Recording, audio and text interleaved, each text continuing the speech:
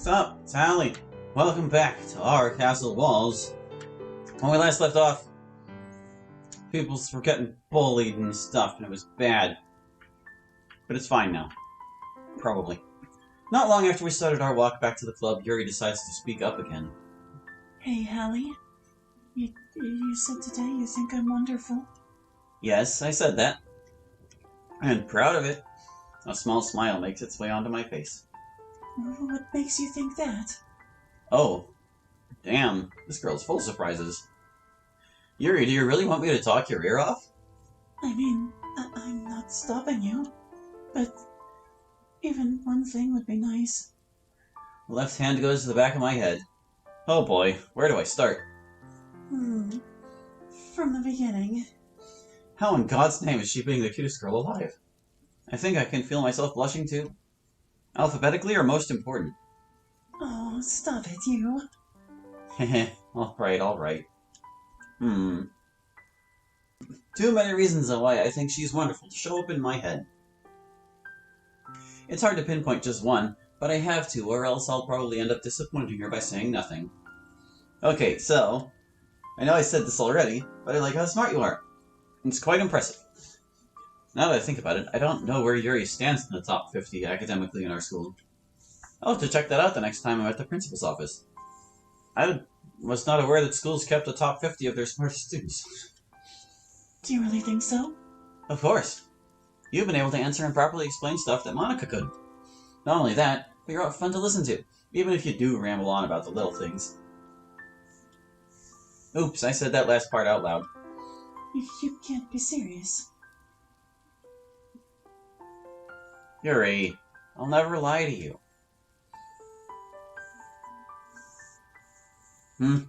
No, I mean what I say.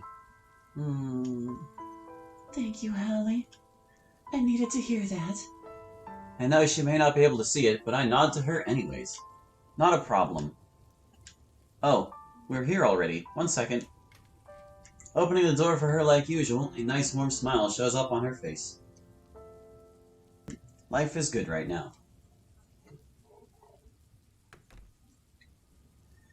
The same procedure as yesterday plays out. Yuri making tea, me sitting back and watching her leisurely prepare everything. Helping her out by passing cups to Monica and Sayori, and eventually returning to the kettle for both of mine and Yuri's cup of tea. Hallie, there's another thing. Oh? Well, you and I plan on reading more of your book today, correct? Yeah, that sounds like a good idea. We're at a pretty good part in the story right now. Should I bring everything over to your desk? No. Does she have something different in mind? Oh no, does she not want to read? I was wondering if we could sit on the floor and read today. Oh, that's not that bad. I'm not opposed to that. I mean, I know there's a CG existing of that, so we might as well put it to use. Okay, thank you. I usually wouldn't mind reading at my desk, but this will be a little bit easier on my back. It gets old having to bend over at my desk to read. Ouch, I can imagine so. Back pain, I'm guessing? Well, I mean... Yes, it can become too much at times. I was about to say I wonder why, but I literally just remembered that she said something about crouching over at her desk or something. That could be bad, or do bad things to her spine after a while. Hey, no need to worry. We can read somewhere different if it makes you feel better. But where are we gonna sit? Yuri then points to a blank spot on the wall to the right of the closet, as if she had this planned out beforehand. Uh-oh. That's close to Natsuki's private property area. I think everything will be okay, as long as it's both me and Yuri. Alright, let's get going. Yuri nods and takes her teacup over to the wall, humming to herself during her travels, and makes herself comfortable on the floor. I happily follow suit, but place my teacup right next to hers. Please watch over mine, gotta go grab my backpack. Oh, sure. Grabbing my backpack doesn't take long at all, as it's literally 3 meters away from us. Once I return to where Yuri is, I take a seat to her left, the same way she's sitting, and pull out my book from my backpack. Your teacup. Oh, thanks. Carefully grabbing mine from her and setting it down to my left, I take out my book and assemble our usual reading style, staring blankly at the pages.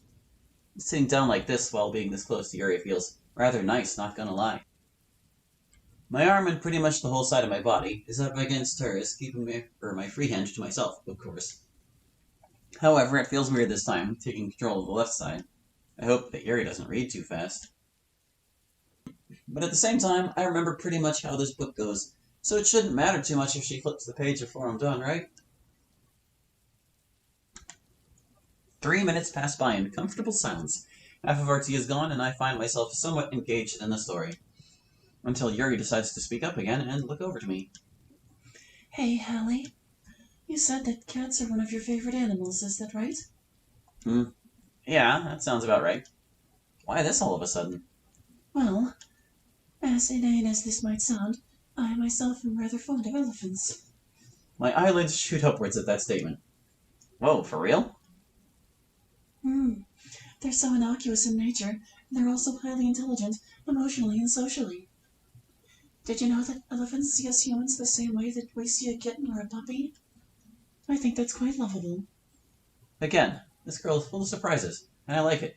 And don't think I didn't notice that new smile you gave her there. Heh, that is pretty cute, now that you mention it. I'm guessing that makes you enjoy this book much more? Yes, you could say that. So elephants are her favorite animal. I'm not sure why, but something tells me I should remember this. Another minute or two passes, and I still can't help but wonder what's going on in Yuri's mind as our journey with Ellie continues. Inside Yuri's mind again. Back in the jungle. Well, back in the cave of the jungle. The sounds of explosions have been consistent, yet quieting down, for the past 30 minutes. Ellie and I have managed to take shelter in the dark cave during everything that's been going on. I'm thankful that the two of us managed to make it here, but also saddened that nobody else could. It's a miracle that we can still see light shining in by the entrance of the Skull Rock jungle. The earth rumbling becomes very faint, which is our cue that it's safe to climb up to the jungle and inspect everything.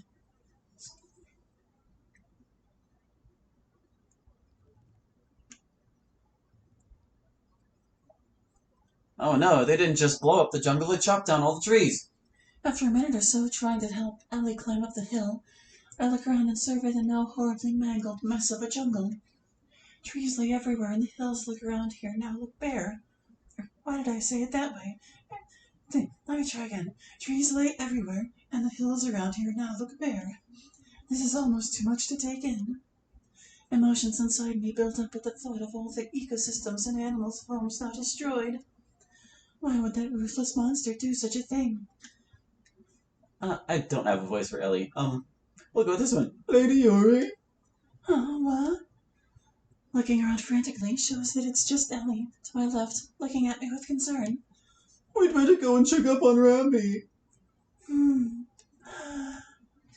I can feel a pit in my stomach at the thought of what could have possibly happened to him. Oh, it's okay. If he got damaged, he would charge off in a panic until he fell off a cliff. Let's get going. Climbing over fallen down trees and nearly tripping over vines lengthens the time it takes to get to the entrance of the West River Plains. As I'm entering close to the entrance to the plains, looking to my right shows one tree that managed to withstand everything, the lychee fruit tree. A sliver of hope jolts my body, and I can feel my tension ease up a bit. Throughout everything that's happened, as far away as we are, I'll make my way back to you somehow, my hero, I promise. I'm quickly brought back to reality by Ellie pulling on my arm with her trunk, ushering me to follow her. The tree, still standing strong, gets one final look before leaving the jungle. To the West River Plains. Abrupt end of song. The muddy terrain of this area doesn't make traversing any easier. While there are downed trees around here, they are far and few between, as this area was an open grassland with a chasm that divides the west and east plains. Walking towards the chasm, the setting sun invades and burns my eyes, causing me to look away until my eyesight adjusts. Some time passes, and Ellie appears to have made her way towards the chasm, spending time with another being that looks just like her. That must be Rampy. Hastily stomping through the mud to meet up with the two of them confirms the fear I head back in the jungle. There he lays, dormant on the ground, ribcage exposed with blood spilled everywhere. Good grief. I really wish I hadn't caught a glimpse of his exposed, slowly beating heart. The pit in my stomach returns and blooms into a full-blown mess of sadness and dolefulness. I'm not successful at hiding any of my emotions. Lady Yuri, you alright? Ellie slowly lowers her head to him. Yeah, Rambi, barely. I can't bring myself to respond back to him. Tears invade my eyes again. Lowering myself to this level, I slowly start rubbing his upper back in hopes of any type of comfort. Good. Lady Yuri, please stop chaos before the whole island is destroyed. I can't do it on my own. Ellie, join forces with Lady Yuri. Help her in any way you can. I will. I promise you, Rambi. Rambi's breathing becomes less and less frequent as time passes. You can do it, Lady Yuri. I have that much faith in you. Life is long when you live it, but oh so short when you look back. Farewell, friends. He draws one final breath before going motionless. Okay, what kind of kids book is this, and why did his parents let him read this when he was little? I can't help but bring my head to his lifeless body and sob uncontrollably at the loss of another friend from my life. I don't even want to think about how I'm going to go about dealing with chaos. I wish I wasn't on this island anymore. I don't want to live in a world anymore where all my friends are taken away from me. I just wish I could go back home to my hero. I'm not a hero. I'm nobody's hero. I can't do anything right. Ellie's trying her... Oh god, that music came back so quick. Ellie's trying her best to comfort me. She's wrapped her trunk around my shoulders, which I quickly cling onto for comfort and allow my tears to flow onto. Lady Yuri, everything will be alright, I promise. Let's go about this together for his sake. Being brought back to reality once again, I look over to see Hallie, who has his eyes barely open, repeatedly hitting the back of his head against the wall. Why is he doing that? Does he do this often? Is something wrong with him? Depends on your definition. It's time to be a friend. Grabbing his shoulder closest to me, I try shaking him out of whatever may be going through his head right now.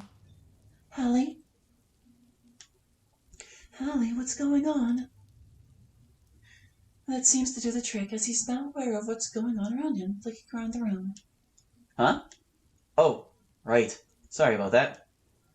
He then attempts to rub the sleep out of his eyes by touching the back of his head for some reason. I'm just having a hard time focusing, I guess. Oh, that's alright. I was wondering what was going on. It's just...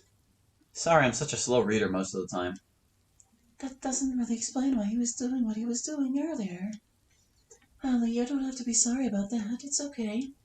Besides, you're patient with me, so I don't mind mirroring your good traits. Also, if I'm reading too fast, please tell me. I'm your friend and want to make our time together enjoyable. He smiles back at me, which causes me to smile back in return. Smiling back at each other, yes. Thanks, Yuri. I only read slow because sometimes words just don't make sense.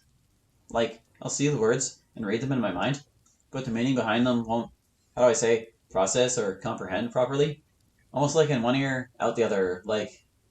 Hallie then lets go of his side of the book to yawn and stretch, which nearly causes me to in return. I'll read a sentence, but not be able to comprehend what it means. Like, a part of my brain can't keep up. You know what I'm saying? Personally, I'm not really sure, but, like, at least for me, sometimes whenever I'm really tired and trying to read something, my eyes will go across the words and read them, and then I'll, like, get to the end of a paragraph and realize I didn't actually, like, comprehend anything I just read. It's just like, Just like you said, in one ear and out the other, basically. It's just the brain registered the words and didn't bother to remember them for even a split second. I honestly don't. Maybe this is a part of how different he is. To be honest, I do not. Seriously? That happens to... nobody else? Sorry, Hallie, I can't relate. Oh. He then proceeds to bury both his hands in his face and bring the back of his head to the wall again. I'm sorry. I don't think I want to read any more. There. We don't have to read if you don't want to. You can relax for a bit if you'd like. He's slumping. Hallie, did he seriously fall asleep in front of me? Wow, I wish I could fall asleep that easily. Life would be much better if I was able to. Gah, ouch, not that arm. I didn't expect him to lay his head down on my shoulder. Once the pain in my arm subsides, the same feeling I felt yesterday from walking home with him returns. I didn't expect it to be this strong, though. I should probably move away because of my arm, and this is a bit sudden. But at the same time, this feels nice. I still feel a little bad about not reciprocating his affectionate gesture from yesterday. Maybe this is how I can repay the favor. He has had a rough day today, especially with... I should have been there for you. Yuri, if Monica couldn't stop him, then no one could. I should have protected you from that monster that walks among us.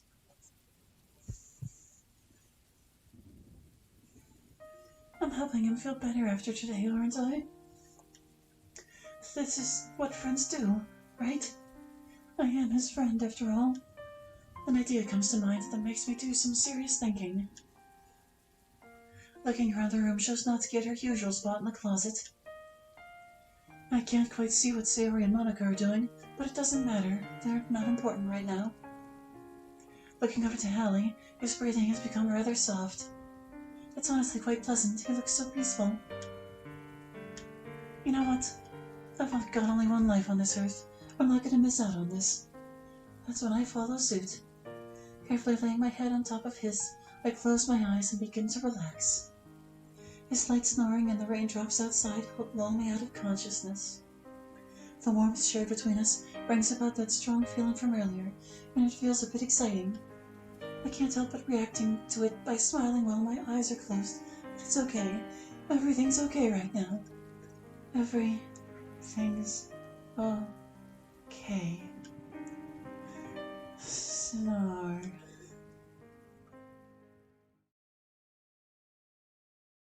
"10 minutes later." About a minute ago, Sayori stopped by my desk to ask for advice on the poem she's writing for the festival. God, why does writing have to be so hard? Oh, believe me, it's not easy, but props to you for trying to make this work. Now, let's see. Something I recently learned in one of my elective classes pops into my mind. Sayori, Yeah, Monica? you know, not all rhyming words have to have the same exact consonant or vowels at the end. Oh, I know one of my favorite songs happens to rhyme life with tonight. What? But how? Well, think about how they sound. Those words both have an E sound to them. Try saying them slowly, and I think you'll see what I mean. Life tonight. I expected her to think of how they sound, not actually say it out loud. Oh, I get it. Good. So, what word is it you're trying to find a word that rhymes with? Go on. Okay, well, as silly as this may seem, one thing that helps is to take the rhyming sound and put it at the end of every letter of the alphabet. Sayori stares at my desk for a while as she is now lost in the thought over what I just said. It's about time she started doing some critical thinking. Go on. Hey, that might work. Thanks for the help. Good. Glad I could help. Monica, what do you plan on writing for the festival? I find myself tapping both my fingers on my desk for a while, but can't think of anything in particular. Right now, I'm not too sure. I'll have all weekend to think about it. Yeah, no need to worry about that right now. I wonder what Natsuki and Yuri are going to write about this year. Now that you mention it, I haven't heard a thing from Yuri or Hallie in a while. I'm gonna go check and see if they're okay.